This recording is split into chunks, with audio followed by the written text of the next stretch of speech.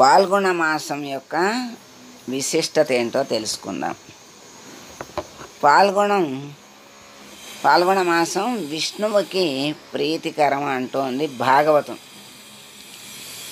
పాల్గొన శుద్ధ పాడ్యము నుంచి 12 రోజులు పయోవ్రతం అని చేస్తారట.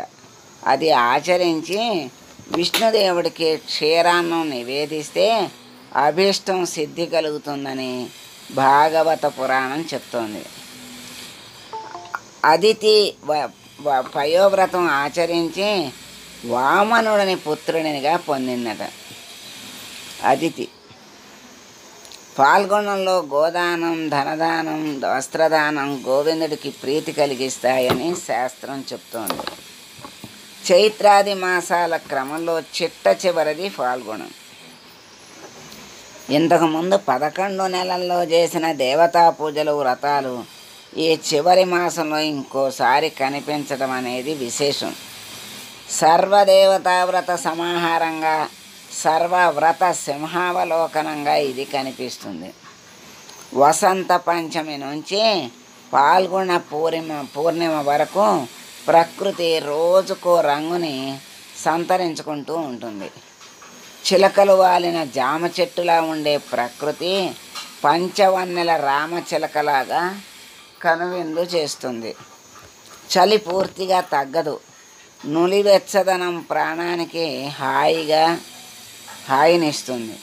పాల్గొన బహుళ పాడ్యమి రోజే రావణుడితో యుద్ధానికి వానర సైన్యాన్ని వెంటబెట్టుకుని శ్రీరాముడు లంకకు వెళ్ళాడు. పాల్గొన బహుళ ఏకాదశి రోజు రావణ కుమారుడు ఇంద్రజిత్తు, లక్ష్మణుడు మధ్య ప్రారంభమైన సమరం త్రయోదశి దాకా కొనసాగింది. రావణ బ్రహ్మను శ్రీరాముడు అమావాస్య రోజు వధించాడు. అంతేకాదు కురు పాండవుల్లో కొందరు పాల్గొన మాసంలో జన్మించినట్లుగా చెప్తారు. హరిహరసుతుడు అయ్యప్ప స్వామి పాలకడలి నుంచి లక్ష్మీదేవి ఇదే మాసంలో జన్మించారు. అయ్యప్ప స్వామి, లక్ష్మీదేవి ఇదే మాసంలో జన్మించినట్లుగా చెప్తున్నారు. ఇక మహాత్ములైన శ్రీకృష్ణ చైతన్యులు, రామకృష్ణ పరమహంస, స్వామి దయానంద సరస్వతుల జననం కూడా ఈ మాసంలోనే జరిగింది. అర్జునుడి జన్మ నక్షత్రం కూడా ఇదే కాబట్టి ఫల్గుణ అనే పేరు వచ్చింది. ఆయనకి ఫల్గుణుడు అనే పేరు వచ్చింది కదా. ఫల్గుణ బహుళ అష్టమి రోజు ధర్మరాజు, ఫాల్గుణ శుద్ధ త్రయోదశి రోజున భీముడు, దుర్యోధనుడు, దుశ్శాసనులు జన్మించినట్లుగా పురాణాలు చెప్తున్నాయి. మరి ఫాల్గుణ మాసం శ్రీ మహావిష్ణువు ఆరాధన. నరాడోల గతం దృష్ట్యా గోవిందం పురుషోత్తమం ఫాల్గుణ్యాం ప్రయతో భూత్వా గోవిందస్య పురం వ్రజేత్. శ్రీ మహావిష్ణువుకి ఇష్టమైన మాసాల్లో ఫాల్గుణం ఒకటి. పూర్ణిమ తిథిలో చంద్రుడు పూర్వ ఫల్గుణి లేదా ఉత్తర ఫల్గుణి నక్షత్ర సమీపంలో సంచరిస్తే ఆ మాసాన్ని ఫాల్గుణ మాసంగా చెప్తారు. గోవింద వ్రతాలను విరివిగా చేస్తూ ఉంటారు. విష్ణు పూజకు పయోవ్రతం విశిష్టమైంది. దీన్ని శుద్ధ పాడ్యమి రోజు ప్రారంభించి 12 రోజుల పాటు చేస్తారు. సమీపంలోని నదుల్లో స్నానమాచరించి సూర్యుడికి అర్ఘ్యమిచ్చి విష్ణువుని షోడశోపచారాలతో పూజించి పాలను నైవేద్యంగా సమర్పించడం అనేది సంప్రదాయంగా వస్తుంది. పయస్సు అంటే పాలు. అదితి ఈ వ్రతం ఫలితం వల్లే వామనుడు జన్మించాడట.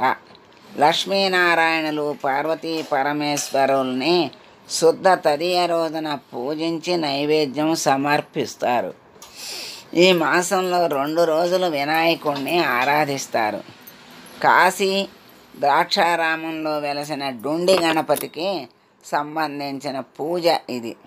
శుక్లపాడ్యమి చతుర్థి నాడు అవిఘ్నపుత్ర గణపతి వ్రతాల్ని ఆచరిస్తారు. శుద్ధ ద్వాదశి పయోవ్రతానికి చివరి రోజు. ఈ రోజున నరసింహస్వామిని పూజిస్తారు. దివ్యౌషధంగా భావించే ఉసిరిని శుద్ధ ఏకాదశి నాడు పూజించి ఆ చెట్టు వద్దనే ఆమలక ఏకాదశి వ్రతం నిర్వహిస్తారు. దీన్ని అమృత ఏకాదశిగా పరిగణిస్తారు. మధురైలోని మీనాక్షి సుందరేశ్వరుల కళ్యాణం రోజు ఇది. అందుకే శివ పూజ చేస్తారు. ఈ నెలలో విష్ణు పూజకు ప్రాధాన్యత ఉంటుంది. ఫాల్గుణ మాసంలో అతి ముఖ్యమైనది వసంతోత్సవం. ఇది కాముని పండుగ. హోళికా పూర్ణిమ కామదహనం పేరుతో ప్రఖ్యాతి చెందింది. శుద్ధ త్రయోదశి కాముని పండుగగా ప్రసిద్ధి చెందింది. ఈ పర్వదినాన శివుడు, మన్మధుడు, కృష్ణుడు, లక్ష్మీదేవి పూజలు అందుకుంటూ ఉంటారు. ఫాల్గుణ మాసంలో ప్రతి తిథికి ఒక ప్రత్యేకత ఉంది. చవితి రోజు సంకట గణేశ వ్రతం ఆచరిస్తారు. బహుళ అష్టమి రోజు సీతాదేవి భూమి నుంచి ఆవిర్భవించింది. అందుకే ఆ రోజున రామాయణాన్ని చదివి సీతారాముల్ని కొలుస్తారు. బహుళ అమావాస్య రోజు పితృదేవతలకు పిండ ప్రదానం చేసి అన్నదానం చేస్తారు. ఫాల్గుణ మాస ప్రాశస్త్యం ఏమిటి అంటే, పౌర్ణమి నాడు చంద్రుడు ఉత్తర ఫాల్గుణి నక్షత్రయుక్తుడై ఉదయించే మాసం కనుక దీనికి ఫాల్గుణ మాసం అనే పేరు వచ్చింది. సంవత్సరంలో చివరి మాసం అయినప్పటికీ కూడా అధిక ప్రత్యేకతలు కలిగిన మాసం ఇది. సంవత్సరంలో మిగిలిన 11 నెలలలో చేసిన పూజలు, పండుగలు, ఆధ్యాత్మిక కార్యక్రమాలకు సంక్షిప్త రూపం ఈ మాసం. ఈ మాసాధిపతి గోవిందుడు గనుక ఈ మాసంలో విశేషించి విష్ణుమూర్తి ఆరాధన చేయటం శ్రేయస్కరం. గోహు వేదాలు, గోవులు విందహ రక్షించేవాడు గోవిందుడు. అంటే ఈ సమస్త జీవకోటికి పూజనీయమైన వేదాలను, గోవులను రక్షించేవాడు. అంతేకాకుండా మనల్ని రక్షించి ఆత్మతత్వాన్ని తెలియజేసేవాడు. ఈ మాసంలో అచ్యుత, అనంత, గోవింద అనే నామస్మరణ ఎంతో శుభఫలాన్ని ఇస్తుంది. వసంత ఋతువు ఆగమనానికి ముందు వచ్చే ఈ మాసంలో ప్రతిదినము ప్రత్యేకమైనదే. ఈ మాసంలో ఆచరించే కొన్ని ప్రత్యేకమైన వ్రతాలు, పర్వదినాలు, విశేషమైన రోజుల గురించి ఇప్పుడు మళ్ళీ తెలుసుకుందాం. ఫాల్గుణ శుద్ధ పాడ్యమి మొదలు ఫాల్గుణ శుద్ధ ద్వాదశి వరకు పయోవ్రతం ఆచరిస్తారు. భాగవతం అష్టమ స్కంద ప్రకారం బలిచక్రవర్తి చేతిలో తన కుమారులైన ఇంద్రాది దేవతలు పరాజయం పాలవటం భరించలేని అదితి కశ్యపుణ్ణి బలిగర్వం అనిచే కుమారుణ్ణి ప్రసాదించమని వేడుకుంటే కశ్యపుడు ఈ పయోవ్రతాన్ని ఆమెకి ఉపదేశించాడు. ఆమె దాన్ని పాటించి వామనుణ్ణి కుమారుడిగా పొందింది. ఈ వ్రతంలో ఫాల్గుణ శుద్ధ పాడ్యమి మొదలు ద్వాదశి వరకు లక్ష్మీనారాయణులని షోడశోపచారాలతో పూజించి కేవలం వారికి నివేదించిన పాలు మాత్రమే ఆహారంగా స్వీకరిస్తారు. ఆ 12 రోజుల అనంతరం హోమం చేసి బ్రాహ్మణులను పూజించి సమారాధన చేస్తారు. ఈ రోజులలో గో, వస్త్ర, ధన, ధాన్యాలు శక్తి కొలది చేస్తారు. ఫాల్గుణ మాసం శుద్ధ విద్య నుండి యాదాద్రి లక్ష్మీ నరసింహస్వామి వారికి అంగరంగ వైభవంగా బ్రహ్మోత్సవాలు జరుగుతాయి. ఫాల్గుణ శుద్ధ చవితి రోజు వినాయకుడిని పూజించే అవిఘ్న వ్రతం లేదా పుత్ర గణపతి వ్రతం చేస్తారు. ఆ రోజున ఉపవాసం ఉండి సాయంకాలం స్వామిని షోడశోపచారాలతో పూజించి ప్రసాదం స్వీకరిస్తారు. ఈ వ్రతం చేయటం ద్వారా వారికి ఉన్న ఆటంకాలు తొలగుతాయి. మరియు పుత్ర సంతానం కాంక్షిస్తూ చేసేవారికి స్వామి పుత్ర సంతానం ప్రసాదిస్తాడని ఆధ్యాత్మిక గ్రంథాలు చెప్తున్నాయి. ప్రతి ఏటా తిరుమలలో ఫాల్గుణ మాసంలో శుద్ధ ఏకాదశి నుండి పౌర్ణమి వరకు 5 రోజుల పాటు స్వామివారి తెప్పోత్సవం నిర్వహిస్తారు. మొదటి 2 రోజులు స్వామివారికి శ్రీరాముడు శ్రీకృష్ణుడి అవతారంలో తెప్పోత్సవం నిర్వహిస్తే తరువాత 3 రోజులు శ్రీదేవి భూదేవి సమేత మలయప్ప స్వామికి నిర్వహిస్తారు. పాల్గొన శుద్ధ నవమి రోజు మధ్వులు ఆరాధించే రాఘవేంద్ర స్వామి వారి జన్మదినం. ఆమలక ఏకాదశి, పాల్గొన శుద్ధ ఏకాదశిని ఆమలక ఏకాదశి అంటారు. ఆమలక లేదా ధాత్రీ ఫలంగా పిలుచుకునే ఉసిరిని విష్ణు స్వరూపంగా భావించి ఈరోజు ఉసిరి వృక్షం కింద శ్రీ విష్ణువుని భక్తి శ్రద్ధలతో పూజించిన వారికి విశేషమైన పుణ్యఫలం కలుగుతుందని ఋషి వాక్యం. ఈరోజు ఏకాదశి వ్రతం ఆచరించి విష్ణు సహస్రనామ పారాయణ చేయటం శుభ ఫలితాన్ని ఇస్తుంది. ఫాల్గుణ శుద్ధ ద్వాదశిని గోవింద ద్వాదశి, నృసింహ ద్వాదశి అంటారు. ఈరోజు గంగా స్నానం పవిత్రం.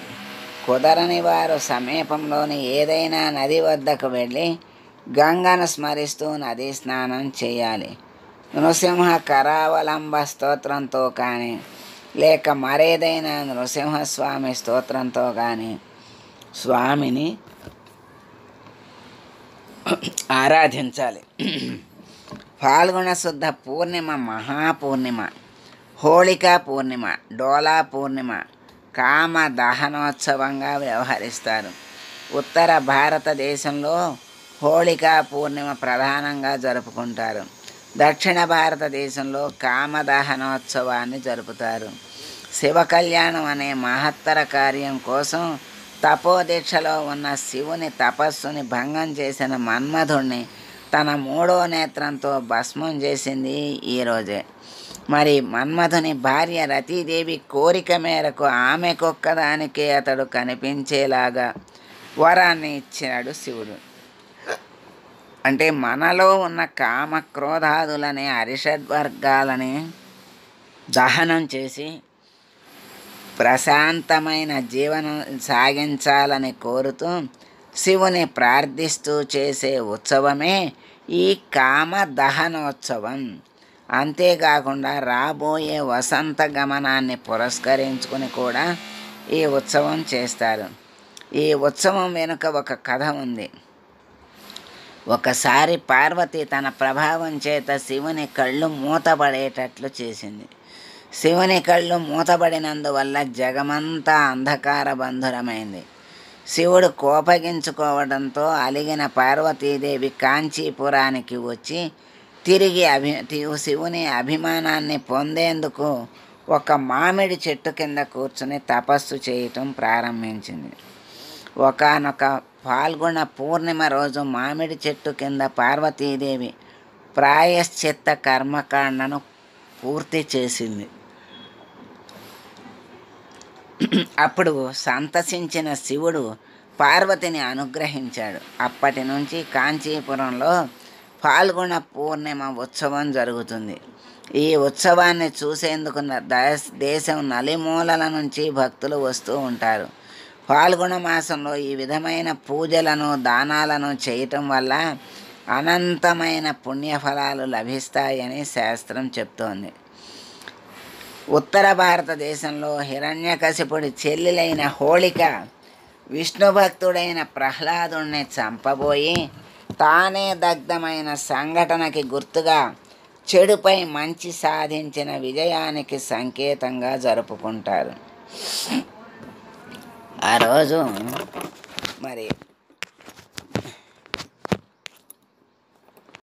సాయంకాలం మంటల్లో హోళికని దగ్ధం చేసే కార్యక్రమం జరిపి మరునాడు ఒకరిపై ఒకరు రంగులు చల్లుతూ మిఠాయిలు పంచుతూ ఆనందంగా కాలం గడుపుతారు. హోళికా పూర్ణిమ రోజు చందనంతో కూడిన మామిడి పూత అంటే చూత కుసుమ భక్షణను స్వీకరించాలని శాస్త్ర గ్రంథాలు చెప్తున్నాయి. ఈరోజు శ్రీకృష్ణుణ్ణి ఉయ్యలలో వేసి ఆరాధించే ఉత్సవంగా డోలా పూర్ణిమ చేస్తారు. తమిళనాడులోని మదురైలో మీనాక్షి సుందరేశ్వరుల కళ్యాణం జరిగిన రోజు కనుక కళ్యాణ పూర్ణిమ అని కూడా అంటారు. ఈరోజు మదురైలో అమ్మవారి అయ్యవార్ల కళ్యాణం జరుపుతారు. తర్వాత పాల్గొన బహుళ విద్య. లక్ష్మీదేవి పాలకడలి నుంచి ఉద్భవించిందని చెప్పబడింది. ఆ రోజు కనకదారాస్తవం చదువుకోవడం సత్ఫలితాలను ఇస్తుంది. పాల్గొన బహుళ అష్టమి. ఆ రోజునే సీతాదేవి జనకునికి నాగేటి చాలులో దొరికిందని, కావున ఆనాడు సీతాదేవి జన్మదినంగా కూడా జరుపుకుంటారు. అంటే పాల్గొన బహుళ అష్టమి. పాల్గొన మాసంలోనే రామరావణ యుద్ధం జరిగింది.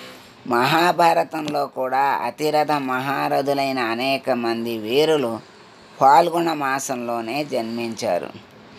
పాల్గొన బహుళ అమావాస్య రోజును కొత్త అమావాస్య అంటారు. అంటే ఆ రోజు కొత్త సంవత్సరానికి వ్యవసాయ పనులు ప్రారంభిస్తారు. ఆ రోజు పితృదేవతలకి తర్పణాలు ఇస్తారు.